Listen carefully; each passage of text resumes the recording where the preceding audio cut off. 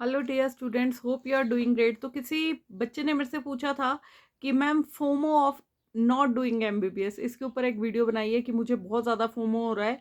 और इसके अलावा दो तीन और बच्चों ने भी मेरे से पूछा हुआ है कि मैम एमबीबीएस नहीं मिल रहा, ये नहीं हो रहा। हमने बहुत मेहनत करी है, क्या करें, ऐसे लग रहा है कि लाइक नीट क्लियर नहीं हुआ है और बॉर्डर लाइन पे रह गए हैं हम। तो लग रहा है कि बस लाइफ ख़त्म हो गई है। तो और डिप्रेशन हो रहा है कई बच्चों को, है ना। और कई बच्चे जो ऑलरेडी बीडीएस या बीएमएस कर रहे हैं, तो उन्होंने भी लिखा है कि मैम फोमो हो रहा है। फोमो किस चीज़ का? फियर ऑफ लूजिंग, है ना। तो फियर ऑफ मिसिंग आउट। ठीक है, किस चीज़ को मिस आउट कर रहे हैं? एमबीबीएस करना। तो बेटा ये बहुत ही जनरल एक देखो, हम इंसान हैं और ये इमोशन होता है एक, कि फियर ऑफ मिसिंग आउट, कि हाँ यार, सबने ज़िंदगी में कुछ ना कुछ सोचा होता है कि। और डॉक्टर एक ऐसा पेशा है कि जो बच्चे नॉर्मली बचपन से सोचना शुरू हो जाते हैं, या फिर जब वो 6th 7th 8th में जब सब लोग पूछते हैं क्या बनोगे बड़े होके तब उनको समझ आना शुरू हो जाता है कि हाँ यार, हम डॉक्टर बनना चाहते हैं। फिर आप +1 +2 में जाते हो, कई बार तो पीयर ग्रुप प्रेशर की वजह से ही मेडिकल नॉन मेडिकल में बच्चे चले जाते हैं। तो अब जो चीज़ चाहिए है बचपन से और वो चीज़ ना मिले, तो ऑब्वियसली लगेगा आपको कि हाँ यार, मैं उस चीज़ को कर रहा होता तो बहुत अच्छी लाइफ होती, ऐसा होता वैसा होता। तो देखो, एक तो सबसे बड़ी बात है एक्सेप्टेंस, एक्सेप्ट करना पड़ेगा, है ना। सबको ज़िंदगी में सब कुछ मिल जाए ये ज़रूरी नहीं है, समझ आई बात। एंड जो मिला है हमें, हमें फिर उसके साथ सेटिस्फाई होना बहुत ज़रूरी है। ठीक है। तो if you cannot get what you like, if you cannot get what you like, why not try to like what you get. फिर देखो जिंदगी का मजा। समझ आ रहा है कुछ क्या बोलने की कोशिश कर रही हूँ? देखो बेटा, यहाँ पे किसी से भी पूछ लो ना कि उसका ड्रीम फुलफिल हो गया है, 100 में से हार्डली 5 to 10% लोग होंगे जिनको जिंदगी में वो सब कुछ मिल गया है जो वो चाहते थे। ठीक है। एमबीबीएस ऐसा नहीं है, एमबीबीएस नहीं मिली तो it is the end of life, ऐसा नहीं है। बहुत सारी फील्ड्स हैं। तो और ऐसा भी नहीं है कि हाँ भाई, जब एमबीबीएस करने के बाद जब आप निकलोगे ना, तो सबकी चॉइसेस होती हैं एमडी करने की, तो उसमें भी सब एमबीबीएस वालों को उनकी चॉइस की ब्रांच मिल जाए तो वो भी पॉसिबल नहीं है। समझ आ रही है? तो क्योंकि जब आप एमबीबीएस करके निकलोगे, कोई सर्जन बनना चाहेगा लेकिन उसको सर्जरी की सीट नहीं मिलेगी। कोई रेडियोलॉजिस्ट बनना चाहेगा, उसको रेडियोलॉजी की सीट नहीं मिलेगी। कोई मेडिसिन की सीट लेना चाहता है तो वो 1 ड्रॉप मार लेगा, 2 ड्रॉप मार लेगा, वो नहीं मिलती है, कॉम्प्रोमाइज़ करना पड़ता है बेटा। तो कॉम्प्रोमाइज़, अब वो जब डॉक्टर बनने के बाद भी मतलब उनको फोमो होना चाहिए इस हिसाब से, अगर आप हिम्मत हार के बैठे हो। बिकॉज जब आप 5.5 साल बाद एमबीबीएस करके निकलोगे ना, उसके बाद पीजी, पोस्ट ग्रेजुएशन की किस चीज़ में स्पेशलाइजेशन करें, तब आपकी अपनी चॉइसेस बनेंगी कि भाई मेरे को हड्डियों का डॉक्टर बनना है, या मेरे को सर्जन बनना है, या मेरे को मेडिसिन करनी है, या मेरे को रेडियोलॉजी करनी है, या मुझे स्किन में जाना है। तो ये चीज़ें रहती हैं और हर किसी को उसकी टॉप ब्रांच मिल जाए ऐसा नहीं होता है। ठीक है। तो इवन आफ्टर गेटिंग एमबीबीएस, तो जो एमबीबीएस बच्चे हैं उनको भी फिर ये फोमो हो जाना है। ठीक है। तो ऐसे मत सोचो life is like that only, यहाँ सबको सब कुछ नहीं मिलता है। ठीक है। कई हमारे officers, IAS officers, HS officers, या फिर जो स्टेट पीसीएस के हम देखते हैं, एसडीएम है, तहसीलदार है, या फिर डीसी हैं, कई बार आप उनके इंटरव्यूज देखेंगे ना, कई लोग बोलेंगे कि हाँ यार, हमें भी डॉक्टर बनना था बट नहीं अचीव हो पाया, that's why they went into graduation. उसके बाद इवेंचुअली उनको लाइफ में, देखो वो डॉक्टर, वो ऐसी पोस्ट पे पहुंच गए जहां उनके अंडर पूरी तहसील के डॉक्टर आते हैं, पूरी सब डिवीजन के डॉक्टर्स आते हैं, पूरे डिस्ट्रिक्ट के डॉक्टर्स आते हैं। ठीक है। तो मतलब ऐसा नहीं है कि जो चीज़ आपने लाइक करी वो नहीं मिली तो दुनिया खत्म हो गई। And this is very normal phenomena कि जब आप बीडीएस करने जाते हो, या बीएमएस करने जाते हो, या वेटरनरी साइंसेस करने जाते हो, या इवन नर्सिंग करने जाते हो, तो कुछ टाइम तक आपको लगेगा कि यार, ये वाली फील्ड चुनी होती तो लाइफ कुछ और होती। राइट। मैं अपने बारे में भी बात करूं तो ठीक है, मतलब ऑब्वियसली बीडीएस वो सेकंड चॉइस कि हाँ यार, एमबीबीएस नहीं मिला तो बीडीएस में चले गए, लेकिन जब बीडीएस में गए हैं तो वहां अपना बेस्ट दिया है।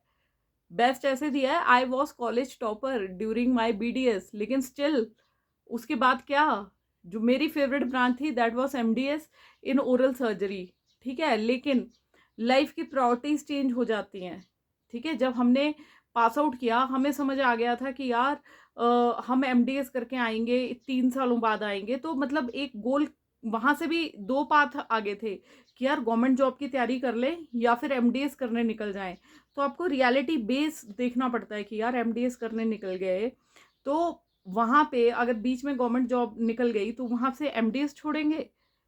और being from middle class family बहुत वो था कि एमडीएस छोड़ेंगे तो क्या 3 सालों की फीस भरेंगे फिर से, नहीं कर सकते थे भाई उतना। पैसे की वैल्यू है, माँ बाप की हार्ड अर्न मनी है, ठीक है। तो बहुत सारे डिसीजंस हैं आपको लेने पड़ते हैं। देन आई चोज कि नहीं यार स्ट्रगल करो चाहे कुछ भी करो, है ना। एक आधा ट्राई तो हर कोई पीजी के लिए देता है, वो मैंने भी दिया था, 1 साल दिया है, नहीं हुआ, बहुत ज़्यादा मेहनत करी थी, नहीं हुआ, then you have to accept the facts कि हाँ यार ठीक है, इतनी मेहनत करने के बाद भी अगर नहीं आपकी चॉइस की सीट मिल रही है तो you have to plan B आपका हमेशा रेडी होना चाहिए। हर वीडियो में मैं बोलती हूँ। तो ऐसा नहीं है, देखो बीडीएस के first year, BMS first year, veterinary first year आपको ज़रूर लगेगा कि यार हम क्या कर रहे हैं अपनी लाइफ के साथ, क्या कर रहे हैं, या कंपेयर करोगे खुद को अपने आप से उन बच्चों से जो आपके साथ बैचमेट्स होते थे, कोचिंग में साथ होते थे कि वो एमबीबीएस करने गए हैं। मेरे साथ हुई थी ये चीज़। आप अपने साथ जाते हो बीडीएस फर्स्ट ईयर में, जब आप देखते हो कि यार हाँ वो मेरे साथ कोचिंग में था, ठीक है, उस वाले बच्चे ने तो उसका 3 ड्रॉप के बाद हो गया, मैंने तो सिर्फ 1 ड्रॉप लिया है, मेरा नहीं हुआ, ठीक है। एंड थॉट प्रोसेस ऐसे चलता है कि यार मेरे साथ वाला इनका हो गया, मेरा 1 नंबर से रह गया, होता है, दिस इज क्वाइट नॉर्मल, ठीक है। But then you have to prioritise things in your life कि यार अब मैं जिस फील्ड में जा रहा हूँ अब इसमें बेस्ट करेंगे, फिर सेकंड थॉट्स नहीं लाने हैं। जब मैं बीडीएस फर्स्ट ईयर में थी तो मेरे साथ वाले बच्चे, कई बच्चे तैयारी कर रहे थे, ठीक है, अपना भी दिमाग में आ जाता था कि यार हम भी तैयारी कर लें, क्या हम सही कर रहे हैं। बट एक मिडिल क्लास फैमिली के होने के कारण एक माइंड में क्लियर थी चीज़ कि भैया मैं यहाँ पे, क्योंकि अगर बीडीएस की सीट छोड़ के जाती हूँ तो मुझे पूरे 4 सालों की फीस देनी पड़ेगी, है ना। तो वो मेरे पास नहीं है, 4 सालों की ट्यूशन फीस देनी पड़ती थी उस टाइम, ठीक है। तो इंटर्नशिप के चार्जेस शायद वो नहीं लेते थे, बट 4 सालों की ट्यूशन फी जाती थी। तो ये चीज़ है, तो उसमें भी आई वॉज वेरी क्लियर कि मैं भाई ये अफोर्ड नहीं कर सकती हूँ। जो बच्चे कर रहे हैं शायद इनके माँ बाप के पास होंगे इतने पैसे कि ये इतने दे सकते हैं, मैं नहीं दे सकती थी, ठीक है।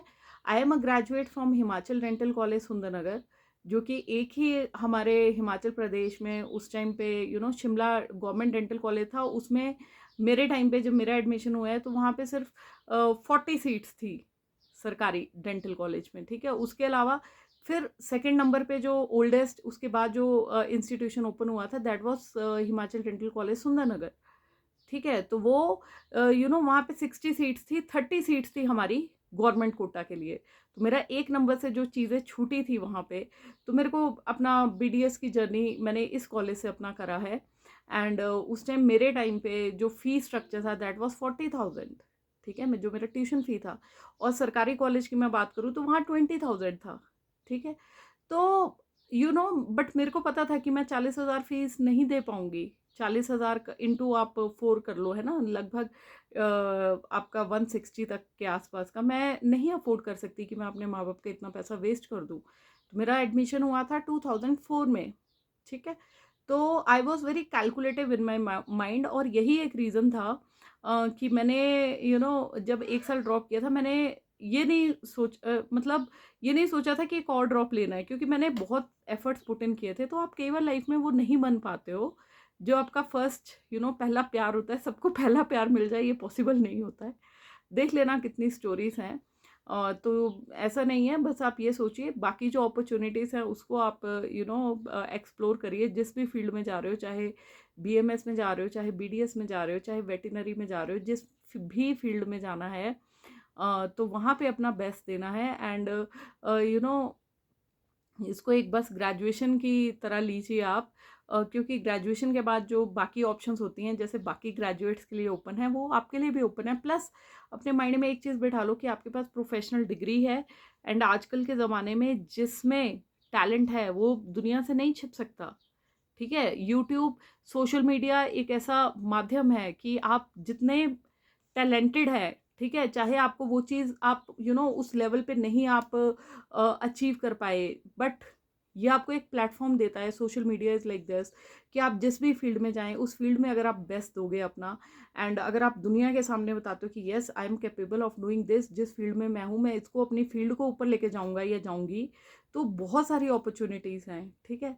तो कुछ चीज़ें जैसा मैंने अभी स्टार्टिंग में कहा था, if you cannot get what you like, अगर आपको वो नहीं मिलता है जो आपको पसंद है, then why not try to like what you get. तो क्यों ना हम ऐसा करें कि जो हमें मिल रहा है, हम उसे पसंद करें, ठीक है? क्योंकि ये एक लाइफ है, रेस नहीं है कि हाँ यार एमबीबीएस की रेस हार गए तो बाकी रेसें हार गए हैं।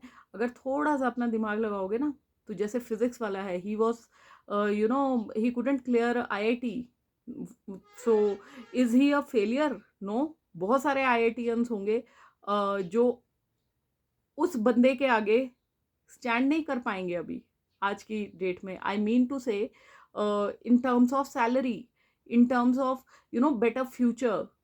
आई अग्री कि हाँ यार आईआईटी जो, और देखो वो बंदा, एक बंदा कितने बंदों को आईआईटीएन बना रहा है अब, ठीक है? आईआईटीएन या फिर इंजीनियरिंग या फिर इवन नीट की कोचिंग शुरू कर दी है। तो यू डोंट नो, आप उसके वीडियोस उठा के देखो आज से लाइक 6-7 साल पहले के, when he was just a normal guy like you. तो अपने अंदर की खूबी पहचानो, अपने अंदर का फिजिक्स वाला पहचानो, अपने अंदर का पहचानो, हुनर पहचानो, एंड बाकी एक बार पहचान गए तो स्काई इज द लिमिट, ठीक है? स्टार्टअप्स का ज़माना है, थोड़ा डिफरेंट सोचो। एंड फियर जो फोमो हो रहा है आपको, fear of missing out MBBS हो रहा है, इसको दिमाग से निकाल दो। कुछ टाइम लगेगा ज़रूर, बट अपनी फील्ड में बेस्ट करोगे, जिस भी फील्ड में कर रहे हो, तो ज़रूर आसमान की ऊंचाइयों को छूओगे एक ना एक दिन।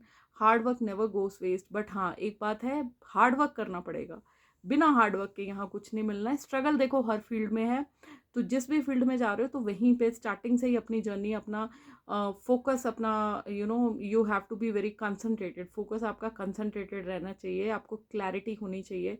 और उसके बाद अगर आप गवर्नमेंट सर्विस के वाली उसमें फील्ड में जाना चाहते हो, सेकेंड ईयर ऑनवर्ड्स अपना किसी भी ग्रेजुएशन में, हर वीडियो में बोलती हूँ, कुछ भी कर रहे हो सेकेंड ईयर ऑनवर्ड्स थोड़ा सीरियस हो जाओ।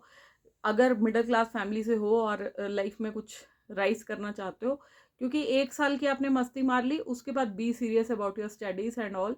बिकॉज हम लोगों के पास सिर्फ एक स्टडीज ही एक ऐसा माध्यम है जिसके माध्यम से हम दुनिया में एक पहचान बना सकते हैं अपनी, ठीक है? And always remember, hard work never goes waste. तो जो इतनी सारी ये किताबें देख रहे हो, तो this is not waste, this is my earning, है ना? तो ये जो नॉलेज है वो तो यहाँ है।